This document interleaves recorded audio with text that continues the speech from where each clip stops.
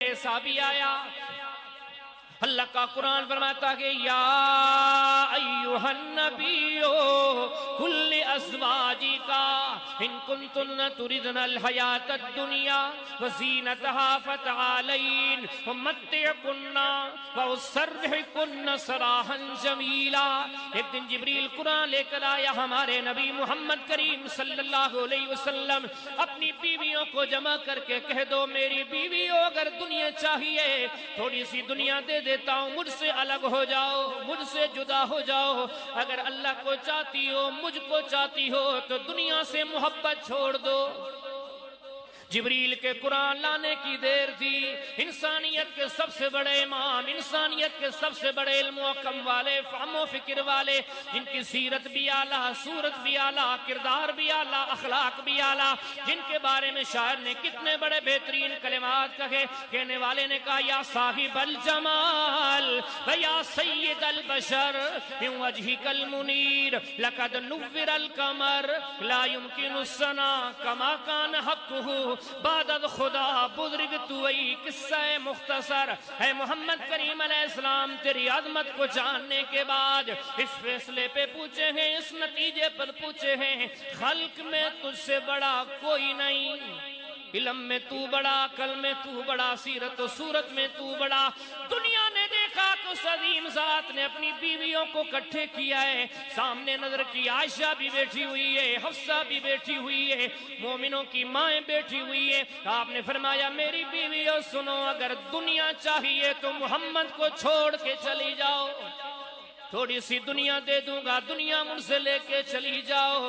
اگر میرے ساتھ رہنا چاہتی ہو دنیا نہیں ملے گی، دنیا کو بنانے والا رب ملے گا، آخرت ملے گی۔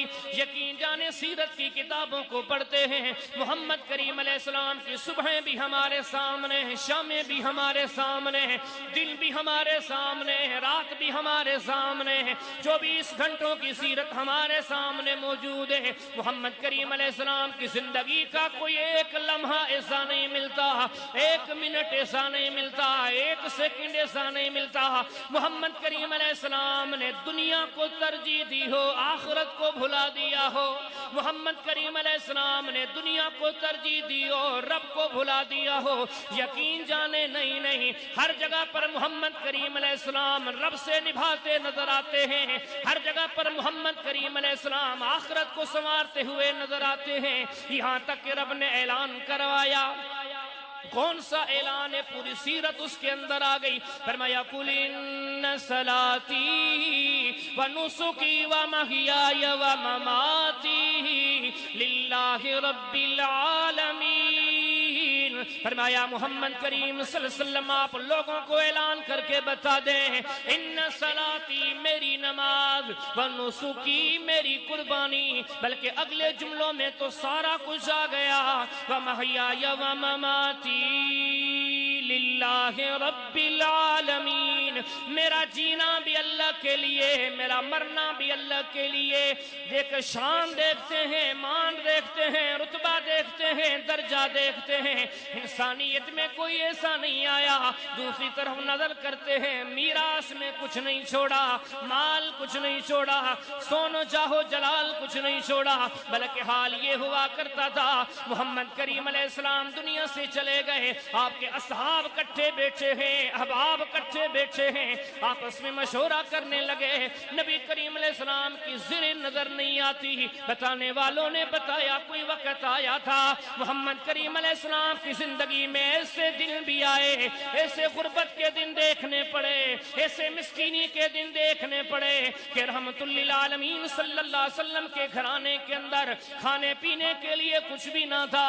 ایک دن گزر گیا، 2 دن گزر گئے، 3 دن گزر گئے، گھر والوں نے کہا یا رسول اللہ صلی اللہ علیہ وسلم کچھ کیجئے۔ نبیوں کے سردار اپنی زرے لے کے ایک یہودی کے پاس گئے تھے، ہم نے تو یہ سنا ہے کہ یہودی کو کہا تھا کئی دن گزر گئے ہیں، مجھ محمد کریم علیہ السلام کے گھر میں فاقے چل رہے ہیں، کھانے کے لیے کچھ نہیں ہے، یہودی ذرا احسان کیجئے، تھوڑے سے جو دے دیجئے، چکانے کے لیے رقم نہیں، میری زرے رکھ لیجئے، جب وقت آئے گا میں چکا لوں گا، تھوڑے سے جو دے دیں تاکہ ہم اپنے گھر والے گزارا کر لیں.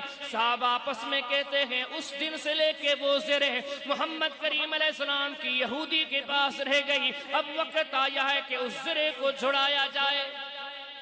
یہ دین ہے بچپنے سے سنتے ہیں، لیکن اتنا ہمیں شیطان نے اس دنیا کے نشے میں، اللہ کی دشمنی میں شیطان نے اپنے پنجے میں جکڑا ہوا ہے. ان سارے حقائق اٹھنے کے بعد بھی ہم دنیا کے طالب ہیں، ہم دنیا کو کمانے میں لگے ہوئے ہیں، دنیا کو ترجیح دیتے ہیں.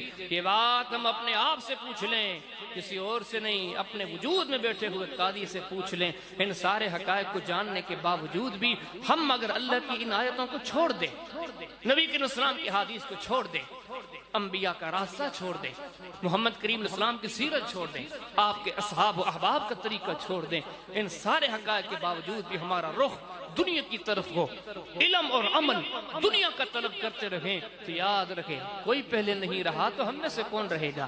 موت آنی ہے کل یا پرسوں، کہ موت کے فرشتے کی دستک ہماری دہلیز پر بھی آنی ہے. لیکن اپنے آپ سے پوچھ لیں، اپنے آپ کو ہی سمجھا دیں، موت تو آنی ہے، لے کے جانا تو کچھ بھی نہیں. ہمیں تو بغیر سلے ہوئے 3 ٹکڑے پہنائے جائیں گے، تو ہمیں وہاں عمل چاہیے.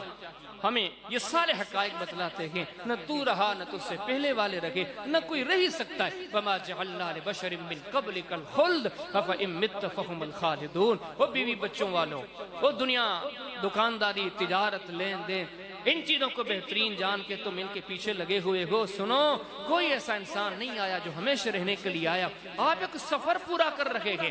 آپ کو آپ کے رب نے کیوں پیدا کیا؟ فَمَا خَلَقْتُ الْجِنَّ وَالْإِنسَ إِلَّا لِيَعْبُدُونَ. آپ کو رب نے اپنی بندگی کے لیے پیدا کیا ہے. اگر آپ اپنے مقصد میں پورا اترنا چاہتے ہیں تو آئیے اللہ کے دین کو سیکھیں، اللہ کی شریعت کو سیکھیں، اللہ رسول کی باتوں کو اہمیت دیں، ان کو سننے کا شوق پیدا کریں، ذوق پیدا کریں. آپ کو آج قدر نہیں ہے، یہ حقیقت میں آپ کو جنت کا سامان مل رہا ہے. بازاروں سے سونا چاندی ملے گا، لیکن جنت کا سامان ان مساجد سے ملے گا، اس قرآن و سنت سے ملے گا. ان مجالس کو اہمیت دو، اللہ کے دین کو سیکھو، پھر سیکھنے کے بعد اگلا قدم ہے وفا کے لیے آگے بڑھو، نیک صالح انبیاء کے انداز کو اختیار کرو.